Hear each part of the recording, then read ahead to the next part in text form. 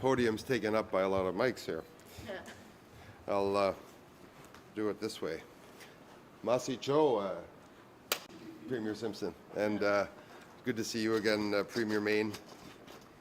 And it's great to be here in Yellowknife in this very august and frankly humbling place. And we're so delighted to be here, Tim and Rebecca and I, to make this very, very important announcement as we continue on the road to building our country strong. Bon matin à tous. Je prendrai une seconde pour souhaiter une bonne fête nationale à mes commettants dans ma circonscription de Gatineau et une bonne Saint-Jean pour tous les francophones qui célèbrent à travers le Canada.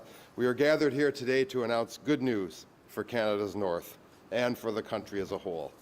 We all know that the North is central to Canada's economic future, whether through its vast reserves of critical minerals or its strategic importance to our defense and security. The North has the resources, the potential, and of course, the people needed to succeed.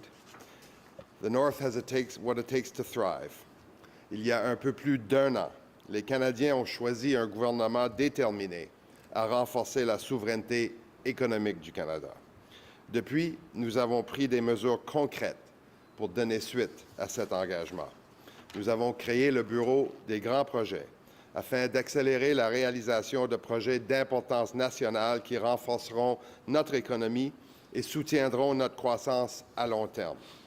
Nous nous sommes engagés à réduire le fardeau administratif pour les entreprises qui souhaitent investir et construire au Canada. Et nous nous sommes également engagés à bâtir davantage en formant une main-d'œuvre qualifiée, en attirant des investissements et en diversifiant nos marchés afin d'assurer la prospérité du Canada à long terme. Et l'annonce d'aujourd'hui s'inscrit directement dans cette vision, celle de bâtir un Canada plus fort, plus souverain et mieux préparé pour les générations d'aujourd'hui et de demain. As Canada's Minister of Transport, I am proud to announce today that the Government of Canada is launching the process that could lead to 3 projects being listed as projects of national interest under the Building Canada Act. The first 2 projects, the Mackenzie Valley Highway and the Grays Bay Road and Port Project, are nation-building initiatives. They are about strengthening Arctic sovereignty, creating economic opportunity, and supporting the communities that call the North home. For the Mackenzie Valley Highway, Transport Canada has invested more than $100 million to support the first steps toward a transformative all-season transportation corridor connecting communities across the Northwest Territories. Progress is already underway. Early construction activities supporting the future highway include targeted resurfacing work on Highway 1, with relocation work on the Oscar Creek Bridge expected to begin later this winter. In addition, part of this investment provided by Transport Canada to the Government of the Northwest Territories will be used for planning, engineering, and community engagement activities. This funding supports ongoing project development, including bridge design and environmental assessment work taking place this summer. Once completed, the Mackenzie Valley Highway will improve connectivity, provide more reliable access to essential goods and services, help lower the cost of living, and create new opportunities for Indigenous and Northern communities all along its route. And by reducing travel times and improving access to critical supplies, healthcare, and economic opportunities, this project will have a lasting impact on the quality of life of Northerners. Now, similarly, the Grays Bay Road and Port Project will help establish Canada's first overland connection to a deep water port on the Arctic Ocean.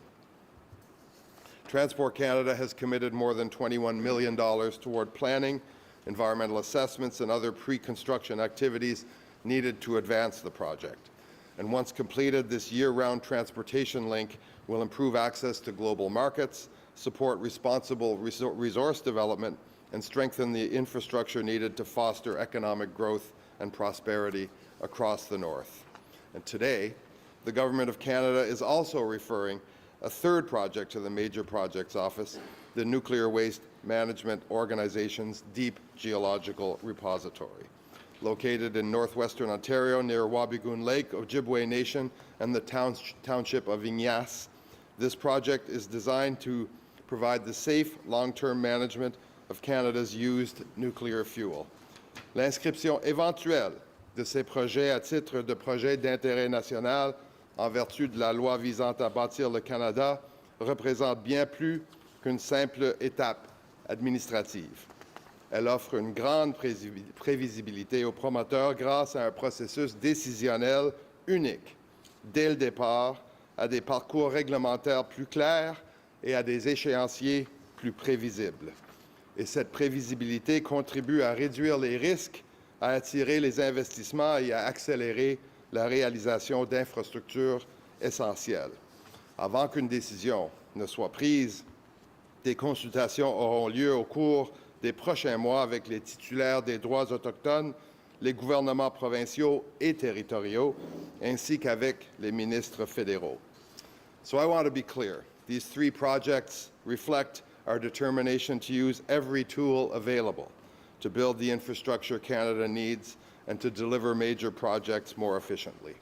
They also demonstrate something equally important, the strength of our partnerships with Indigenous governments, communities, and organizations.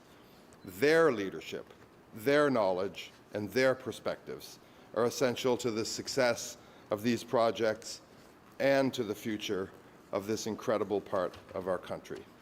En fin de compte, investir dans les corridors commerciaux et de transport du Nord, c'est bien plus qu'une question d'infrastructure. C'est renforcer nos chaînes d'approvisionnement, créer des bons emplois, soutenir les communautés nordiques et affirmer la souveraineté du Canada dans l'Arctique pour les décennies à venir. This is a very, very proud day. Hopefully, we'll look back and say it is an historic day where we collectively decide to move forward on these essential projects.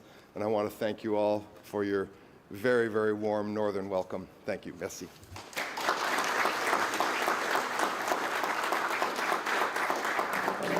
Next, I'd like to invite up Minister Hodgson, the Minister of Energy and Natural Resources Canada.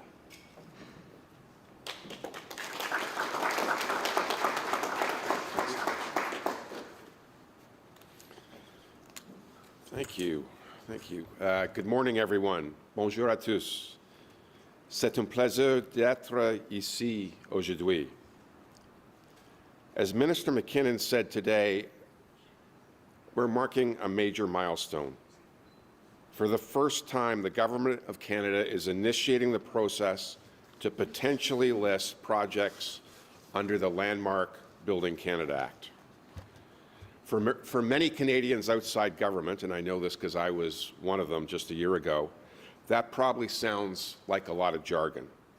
So let me tell you why it matters. We're at a pivotal moment. We're facing a global energy crisis. We're facing attacks on our sovereignty, a changing global economic reality, a difficult security environment, and major climate change. For a year now, your new government has faced all these challenges with a singular mission: build Canada strong for all. The word building is no accident, because whether it's a need to develop our energy and critical minerals, a need for trade diversification, a need for national security, or a need to get to net zero by 2050, to meet these goals, we're going to need to build big things again, both quickly and responsibly, in partnership with Indigenous peoples. The Building Canada Act and the Major Projects Office are making this possible. Since we passed the Act, including today's announcement, we have referred 16 projects and 7 transformative strategies to the MPO, representing a combined investment in this country of more than $138 billion. These major projects will create tens of thousands of well-paying jobs for Canadians. They build our energy, mining, and electricity and transportation sectors, and beyond that. And they demonstrate to the world Canada's ambition from coast to coast to coast. Ladies and gentlemen, so far the Prime Minister has broken ground at the Nouveau Monde graphite Mattamy mine in Quebec, which will be the largest graphite mine in the G7. The McIlvany Bay has produced its first copper concentrate in Saskatchewan, the first copper produced at a mine in Saskatchewan in over 2 decades. And the Silesium LNG project has secured Canada's first major long-term LNG offtake agreements with a European partner, Germany's CFE. These are not abstract ideas, and they are not coincidental. They are the results of the work of the Major Projects Office. They are the results of the partnerships between the federal government and provinces and territories and Indigenous peoples, and the buy-in of Canadians who know we need to do something different if we want to build a stronger, more prosperous, and more sovereign Canada. So today we take another step, advancing these projects under the Act to demonstrate exactly why this work matters. The Nuclear Waste Management Organization's deep geological repository for used nuclear fuel is essential to Canada's nuclear future. It's a result of decades of research, deep partnership with the Wabigan Lake Ojibwe Nation, and Canada joining our peers like France, Switzerland, Finland, and Sweden in what is internationally recognized as the safest, most responsible approach to managing used nuclear fuel. Earlier this week, I announced Canada's first ever national nuclear energy strategy. That strategy makes it simple. If Canada is serious about expanding nuclear energy, we must also be serious about safe, responsible, long-term management of used nuclear fuel. That is what the deep geological repository represents. It helps unlock the next generation of nuclear projects. It supports the continued safe operation of Canada's existing nuclear fleet, and it will create more than 1,500 jobs, including opportunities for Wabigan Lake, Ojibwe Nation, and the town of Ignis and the surrounding region. It means that Canadians can be assured your federal government not only has a plan to grow our grid, but to ensure that the burden of that does not rest on the next generation of Canadians. We need to do our part. Here in the north, the Mackenzie Valley Highway and the Grays Bay Road and Port represent something just as important: connection. Connecting communities, connecting northern resources to Canadian and global supply chains, and connecting the enormous potential of the north to the prosperity of the whole country. These projects have been talked about for decades. Today we make good on a promise we made to Canadians. Less talking, more building. I'll end where I began. This is about building Canada strong for all. We will build in partnership with Indigenous peoples, respecting rights and treaties. We will build by maintaining world-class environmental standards so we can do things right the first time. And we will build by making clear to the world that Canada is willing and able to move major projects from possibility to reality. Today is not the end of this process. It's the beginning of consultations with Indigenous rights holders, territorial and provincial governments, the federal government departments and agencies, to make sure we proceed with a responsible Team Canada approach that meets the values and standards Canadians expect. But it's an important beginning. It says Canada is ready to build big things again. It says Canada is central. It says the North is central to Canada's future. And it says that when projects strengthen our sovereignty, grow our economy, support reconciliation, and secure our energy and resource future, your federal government is determined to move with purpose.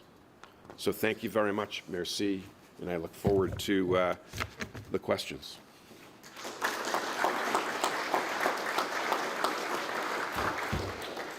Next, I'd like to introduce the NWT's very own, the Honourable Rebecca Alty, Minister of Indigenous Crown Relations.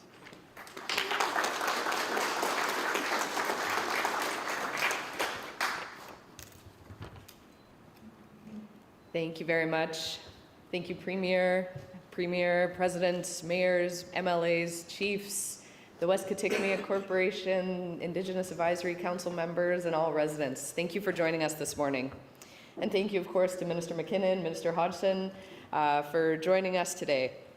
If you ask any Northerner, they'll tell you that infrastructure is about more than roads and bridges. For many communities, it determines whether people are connected to or cut off from opportunities, jobs, and growth.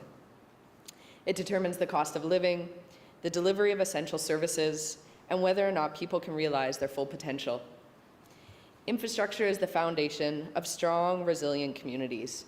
And as the world turns its attention north, many Canadians are realizing something that we've always known to be true, that northern infrastructure is essential to both defending Canada and growing the Canadian economy. That's what this announcement is about. We're launching the process to consider listing two major projects here in the north, the Mackenzie Valley Highway and the Grays Bay Road and Port, as projects of national interest under the Building Canada Act. This marks another major step forward in our government's plan to build, defend, and transform the north alongside the people who raise families, live, and work here. Early work is already underway. This summer, the Government of the Northwest Territories is advancing planning and engineering supported by a $65 million investment from Transport Canada's National Trades Corridors Fund. That work will include targeted highway resurfacing along the existing route, as well as bridge design and environmental assessment activities that are essential to moving this project forward in a responsible way. These projects are central to a broader vision for the North and for all of Canada. As the Prime Minister said when he was in Yellowknife earlier this year, as we connect our communities to each other, we also connect them to the world. That vision is beginning to take shape. The Mackenzie Valley Highway will connect communities that have waited generations for reliable, year-round access. It will lower the cost of living, improve emergency response, create new economic opportunities, and unlock natural resources to power Canada's growth. In Nunavut, the Grays Bay Road and Port project will open a new gateway to the world through the Arctic Ocean, creating new trade routes, strengthening sovereignty, and connecting the North to global markets. But how we build is just as important as what we build. Our priority is clear, to move forward quickly, but we must do it in partnership, with respect for rights, and with lasting benefits for Indigenous communities. This is how we build trust. This is how we uphold our obligations, and this is how we move forward together. We're working in partnership with territorial and Indigenous governments to ensure that the benefits of these projects flow into communities and not past them. That means equity ownership, good jobs, skill development, and lasting prosperity. Distance has never limited the North's potential, but for too long, it has limited opportunity. Our government is determined to change that. Together, these projects are part of a larger effort to build up a region that has too often been overlooked, but has always been essential to Canada's identity and future. Our responsibility is to ensure that the future is shaped in true partnership with the Indigenous peoples who have called the North home since time immemorial. This is what real, tangible reconciliation looks like, and that's how we build a stronger North and a stronger Canada for all. So thank you, merci, and masicho.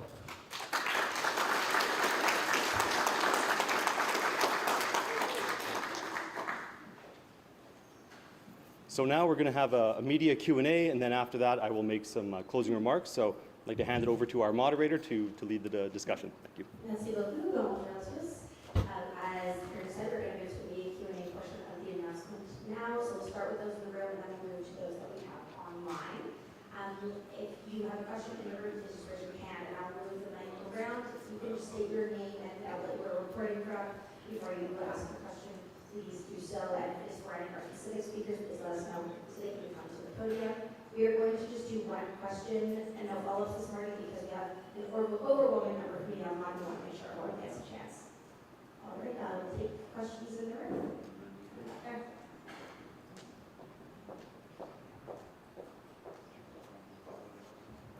Ollie Williams from Cabinet Radio. This is a question for the Premier, streamlining regulation at a federal level and those processes.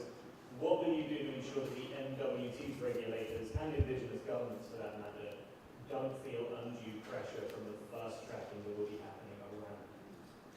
So in the Northwest Territories, we have a co-management system, a regulatory system, with the Indigenous governments, the federal government, and the territorial government as partners. If we are deemed a project of national interest, that does not impact our regulatory system. There will still be community input. There will still be those opportunities for the people of the North to have a say on this project. When it comes to Bill C-5 and what happens under that, I leave that to a federal minister to discuss. But we have robust environmental protections, robust regulatory system based on modern treaties, and that will be respected throughout the process. Thank you.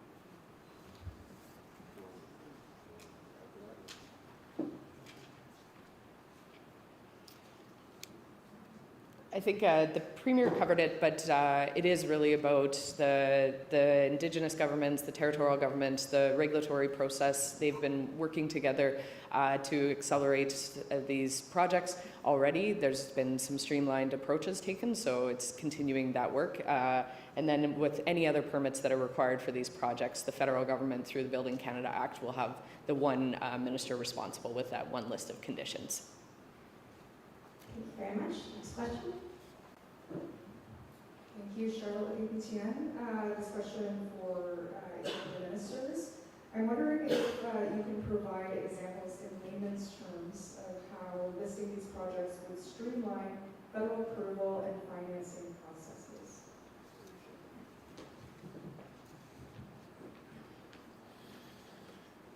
Yes, so let me give you an example in layman's terms.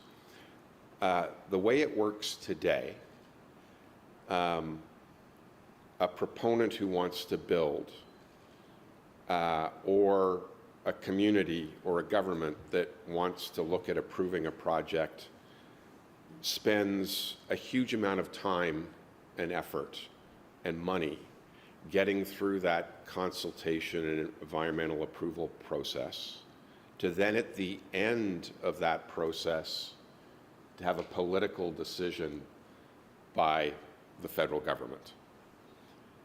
That means people have spent a lot of time and a lot of money not knowing whether a project is going to move forward. What a listing does is says, after the consultation around the listing, we move the political decision up in that process. And we give people clarity that from a political decision, we've determined it's a project of national interest.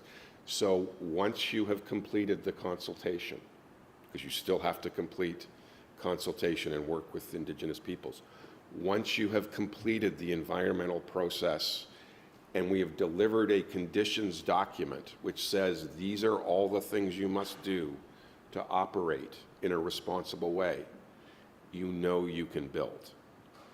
That gives people the incentive to spend the time and energy and money, and quite frankly doesn't waste Indigenous people's time working on things only to find out at the end of the process it's not going forward. This is a way to create greater certainty, to focus our energy, our resources, and our time on the projects that we want to go ahead. And this is a practical way about how we will get big things built again. Hopefully that answers your question. Merci beaucoup. Prochaine question.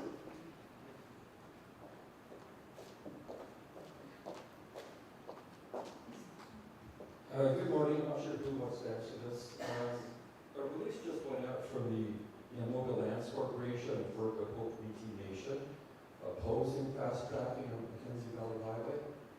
I know you mentioned extensively, James O'Connor, CTLB, mentioned extensively consultations with Indigenous governments and communities. When will that start? Apparently there's some concern already for this. So for the northern projects, the co-management regulatory system continues, and so the consultation occurs through that process. The designating under the Building Canada Act also has the consultation to add it to the Act. So today is the announcement that consultations will begin. So this is the first step. And so consultations are to come on whether to list these projects under the Building Canada Act. But again, for both Grays Bay as well as the Mackenzie Valley Highway, it's the co-management system. And so consultation also happens through that process.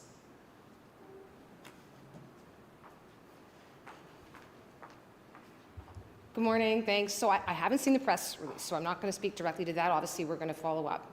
But just the word of fast tracking, I think, gets a bit of a bad name. We aren't going to let projects just be done to us. We want to do projects together, right? And they're going to be done with community and for community. And we've already been doing that. We pulled back Mackenzie Valley Highway about a year ago and actually did a whole realignment process with the Pedzicay First Nation. By taking a step back, it's actually moving us forward faster. That's what's allowing us to keep moving forward. That's the kind of fast tracking we do, is by actually working with community. So we're not going to change the way we've been doing things. We're going to keep doing things the way we've been doing it. That's what will allow it to go faster, not pushing it through. Thanks.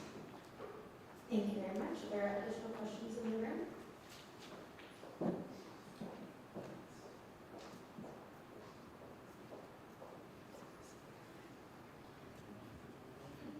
Good morning, I'm Geological with CBC News. So an environmental assessment is usually taken before a project. They're still underway. So can an environmental assessment still conclude that parts of the highway should not proceed as proposed, or is it concluded that it's going to proceed?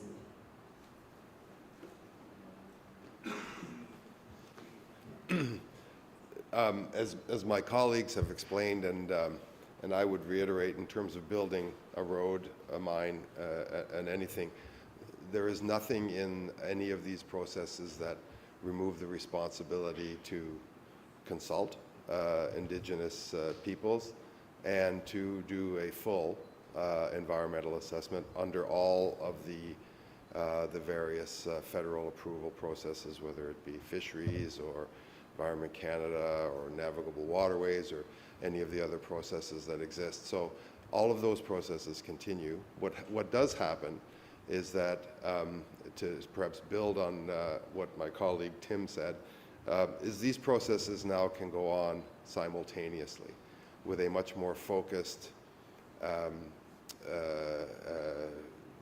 set of experts leading them, a single point of consultation for Indigenous peoples that simplifies their lives, where they're not doing these sequential and perhaps even independent processes that take a long time and require a lot of community resources.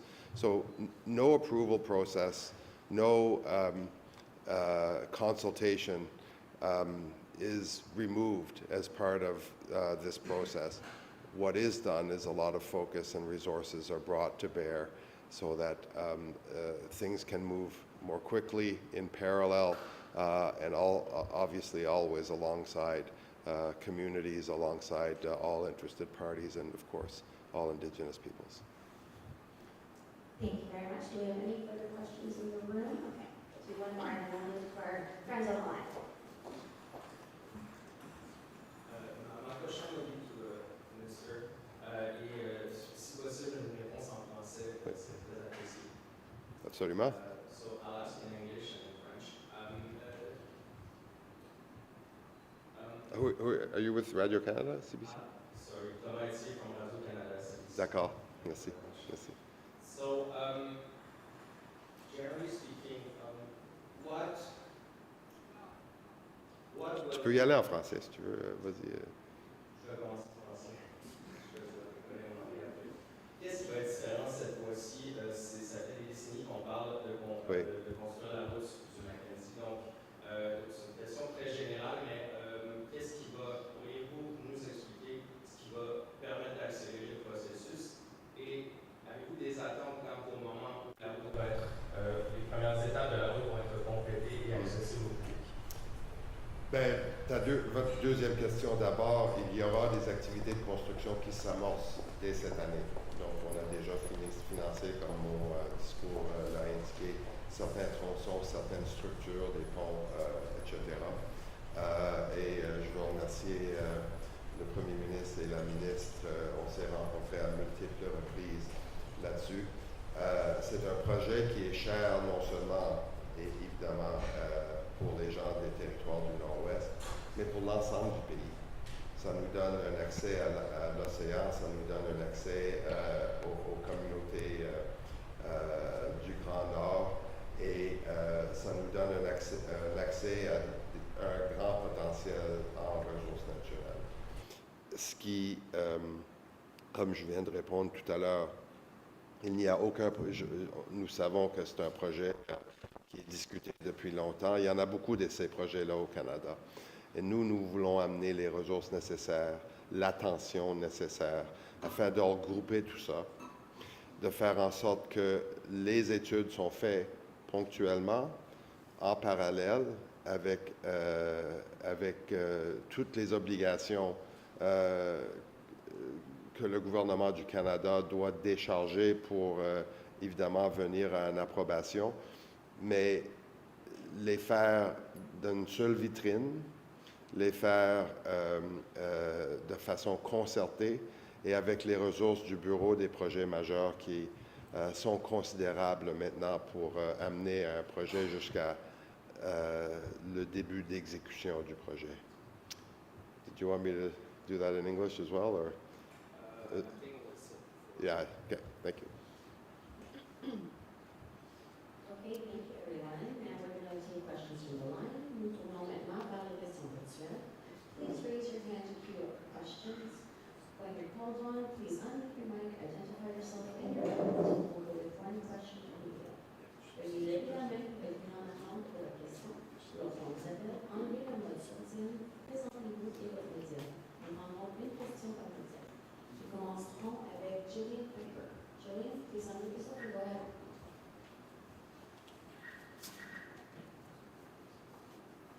Hi there. Thank you for taking questions today.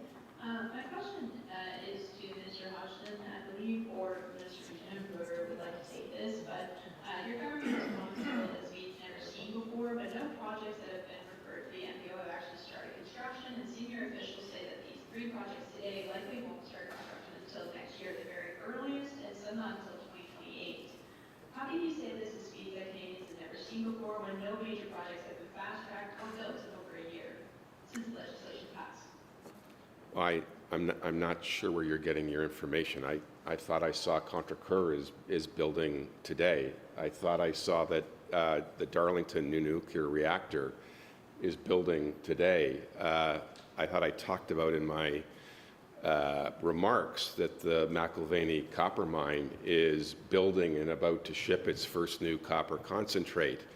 I think the Prime Minister did a ground turning at Nouveau-Mont Graphite, so I'm not sure where you're getting your information, but I think we're actually building quite a few things.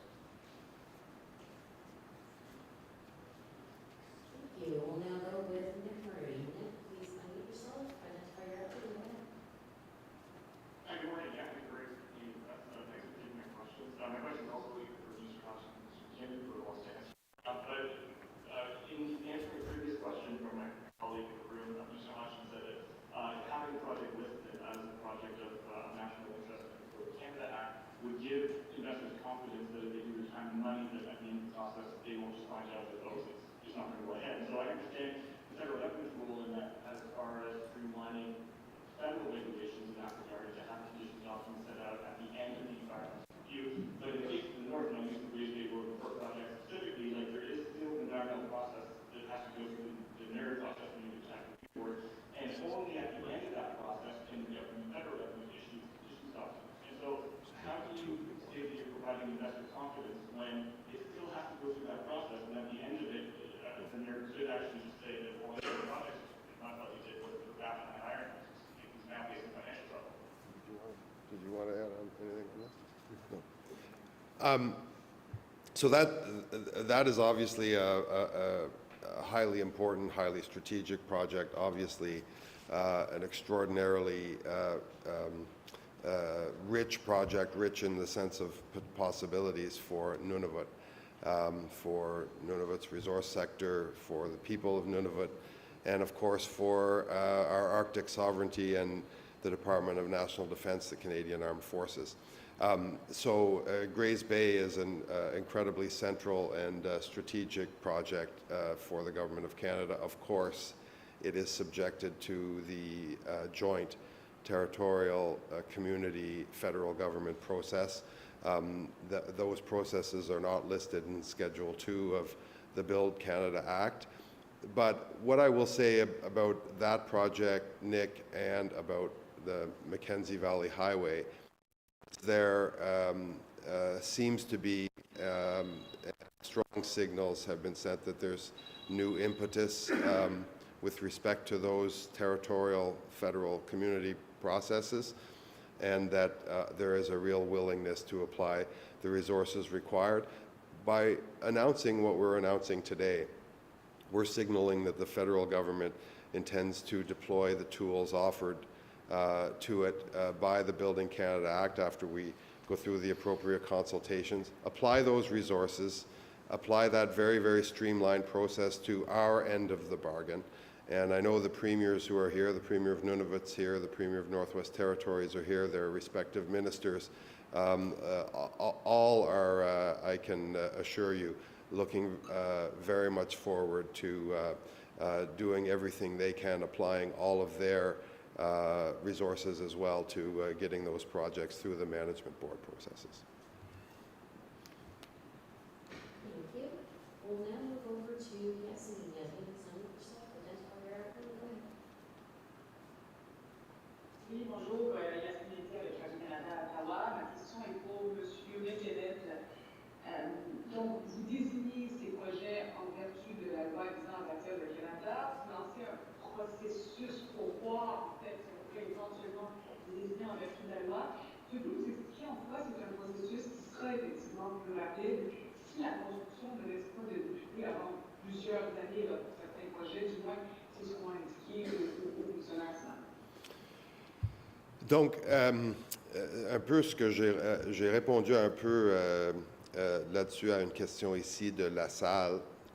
Ce que le projet de loi ou la loi 5 nous permet de faire, c'est de mener tous les processus d'approbation nécessaires pour un projet donné, les mener en parallèle avec une seule interface et un seul promoteur interne, si vous voulez, et une seule interface avec les communautés autochtones.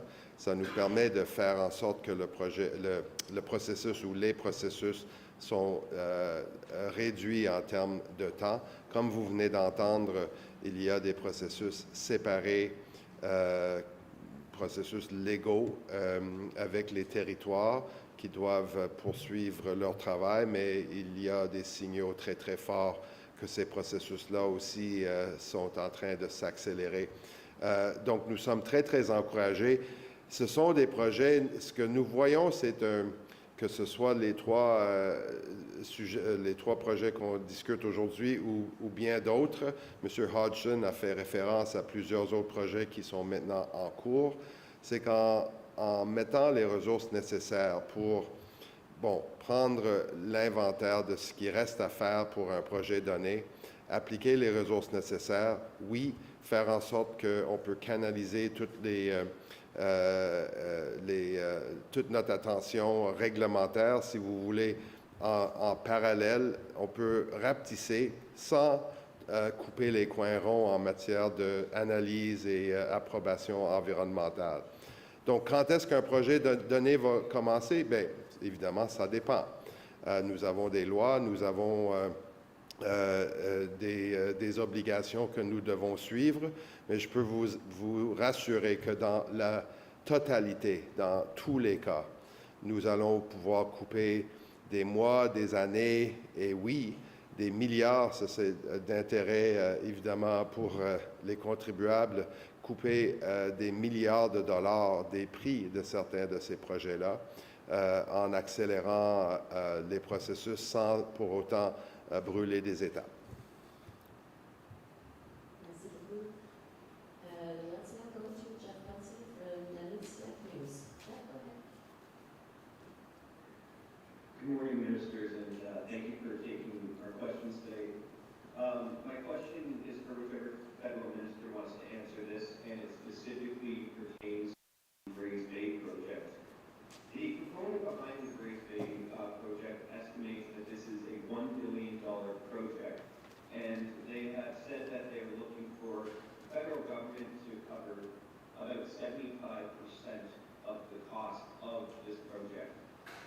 Is the federal government committed to that funding, and really how much of that funding would the federal government be committed to cover?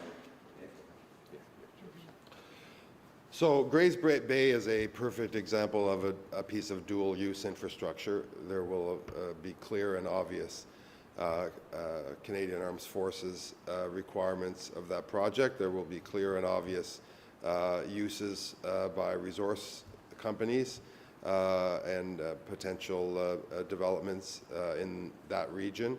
And there are clear and obvious civilian community uses for that project as well. So finding the right funding mix will be important. It's not something that we're doing today. We, I think, very clearly understand that we're building a port complex and a road for generations that will follow for their opportunity, for their livelihood, and indeed for the country's sovereignty. So Grays Bay is an essential and very central project to not just the North, but to the kind of vision that the Prime Minister and our government have for the country and our ability to build and develop, all the while accompanying communities in every region of our country. So we don't have, of course, a fully costed out Grays Bay, sort of financial stack, if you will, but we see a number of obvious uses, and that will ultimately determine where the funds come from to develop that infrastructure. Merci beaucoup. And we have one more question in the room we're going to go to, but before that, for the phone number with the hand raised online, if you can just put your name in, as you're zooming or in the chat, then we can go to you afterwards.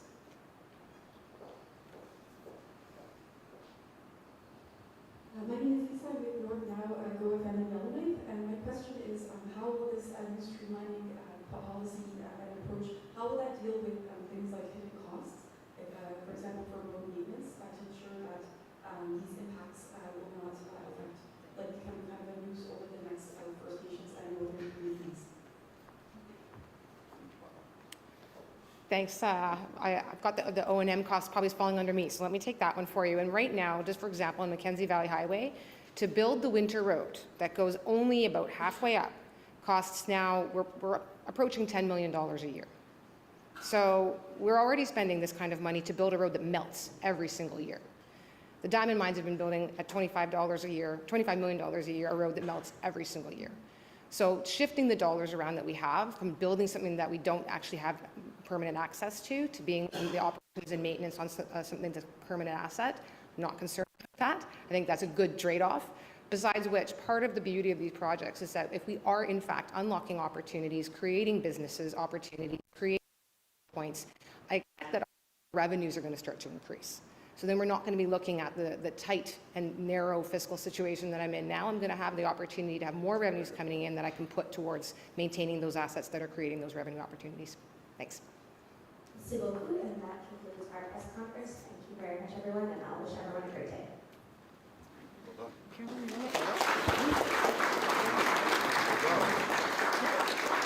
Thanks, everyone. I just want to say a few words. Today's announcement marks another significant milestone in the advancement of the Mackenzie Valley Highway. The people of the Mackenzie Valley have been talking about this road for generations. For them, it's not just about building a road. It's about stronger connections between communities and families, better emergency response, new economic opportunities, and it's about making life more affordable. The Mackenzie Valley Highway is also important for the future of Canada. It will be a powerful expression of Arctic sovereignty. It will strengthen our ability to defend North America, and it will help advance Canada's goals of becoming an energy superpower and a global supplier of choice for critical minerals. As we move forward, this work has to be done in the right way. That means working in partnership with Indigenous governments and communities, respecting Indigenous rights, and protecting the environment. And it will be done in the right way. It has been done in the right way, and that's why we see it advancing. The practical work to keep the Mackenzie Valley Highway project moving forward is already underway, but there is still much work ahead, and we cannot let up, and we will not let up until the job is done. As Cease McCauley, the late champion of the Mackenzie Valley Highway, would say, let's build the damn road. Thanks, everyone.